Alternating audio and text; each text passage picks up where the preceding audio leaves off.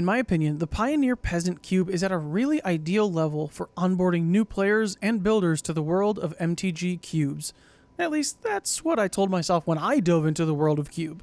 The Pioneer Peasant Cube was the first cube I ever built, with my only experience being a handful of drafts on the Arena Cube. I decided to dive right in. So, let's dive right into this cube overview, then we'll break it down color by color in a later video. This 360 card cube is comprised of cards that are playable in the Pioneer format only at the common and uncommon rarities. I took the liberty of including a few different cycles of rare lands with the intention of limiting as many mana base related issues as possible without making mana bases so strong that 3, 4, and 5 color good stuff decks are easy to fall into. The goal is to have all 10 color pairs be synergistic, powerful, and balanced. The first color pair up is AZORIUS FLIERS. All 3 multicolored signpost cards do a great job of explaining this tempo aggro deck. Watcher of the Spheres rewards you for playing more flyers while also making them cheaper to cast. Empyrean Eagle buffs the rest of your team, where Jubilant Skydiver offers some built-in protection. Overall, this deck is looking to flood the board, or rather, the sky above the board, and swing in for lethal before the opponent is able to deal with your various threats. ORZHOV is all about the classic strategy of gaining life and being rewarded for it. Cliffhaven Vampire is a payoff that drains your opponents when you gain life, where Tithe Drinker falls into the enabler category with its lifelink and extort abilities. Regal Bloodlord is another payoff, giving you a 1/1 flyer not just on your end step, but every end step where you've gained life that turn. Depending on how the draft plays out, this mid-range deck can play as the aggressor or the control deck. The Boros Legion are here for a good time, not a long time. A plethora of burn spells and aggressive creatures lean this color pair to be the aggro of all aggro decks. Honored Crop Captain and Sky Knight Vanguard play very well together by growing your board state and also buffing it in combat. Burn spells like War Leader's Helix can be used as creature removal, or can also close out the game as player removal as well. Selesnya sees your board state and raises you 1, then another, then another, and then another.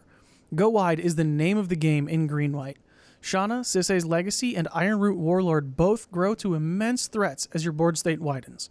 Ironroot Warlord, along with Maya, Prediguard Protector, offer great ways to create tokens and keep flooding the board. DIMIR is a personal favorite color combination of mine, so I had to make it work with one of my favorite playstyles.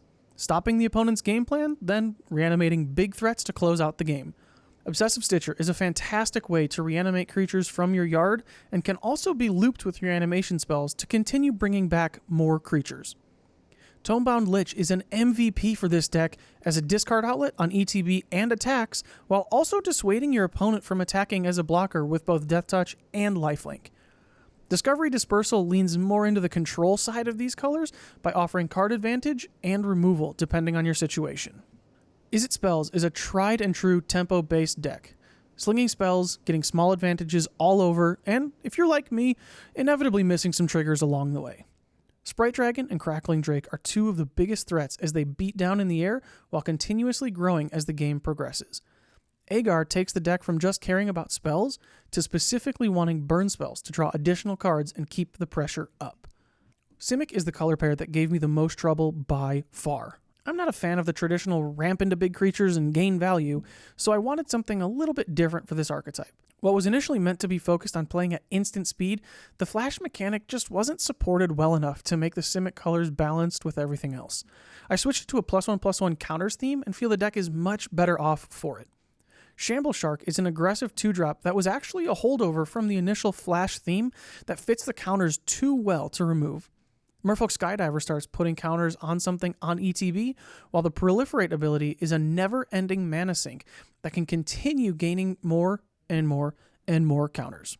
Bred for the Hunt is a payoff for growing your creatures by equally growing your hand size.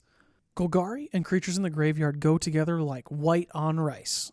That's the saying, right? Regardless, the theme of the green-black color pair is getting creatures into your yard. Skull Prophet is our first signpost card that's in the cube as a way to fill your yard, but can also be used as a blocker that trades up with bigger creatures and will help extend the game for this mid-range deck. Back for More had to be included because what fun would it be filling your yard with creatures if you couldn't get the big ones back and immediately have it kill something on the other side of the board. Mulder Hulk is a massive 6'6" body it's a bit overcosted when looking at face value. As the game progresses though, it'll get cheaper and cheaper. The fact that you get a land back is just icing on top of this cake of rotting corpses. Rakdos Sacrifice is a classic mid-range deck that gains value by sacrificing creatures. Carter's Vicious Return can turn sacrificing a creature into removal, then also offering the chance to reanimate the same creature you sacrificed later. Mayhem Devil is the ultimate sacrifice payoff, spraying damage wherever you need it most. Slaughter Priest of Mogis is the third and final signpost for the Rakdos colors and serves as a sacrifice outlet and payoff by growing his power for each permanent you sack. The Gruul clan are known for their ferocity and aggression, so I wanted to incorporate that as best I could in the cube. These colors are all about creatures with power 4 or greater. Warden of the Chain is an overstated creature that doesn't fully come online until he has another big boy with him. Gore Clan Rampager can be one of said big boys, but can also turn another creature into a game-ending threat. Rhythm of the Wild is probably the most powerful card in the deck, giving your large creatures haste and turning your small ones into big ones. That's it for the 2-color pairs, but there are a few 3-color pairs that are obvious possibilities as well. For example, the Naya colors all want to grow their board state and beat down, where Sultai is all about the graveyard. Things like this are why I wanted to include some amount of fixing. I wanted to make 3-color decks a possibility, but require even more work in the draft process, as well as deck building. Let me know down in the comments below what your favorite color pair is. Let me know what you think would be the most powerful or what you would be most excited to play. If you're new around here, be sure to hit the subscribe button so that you don't miss out on future videos about this cube, potentially other cubes, commander deck lists, anything like that we're going to be doing over here on the channel.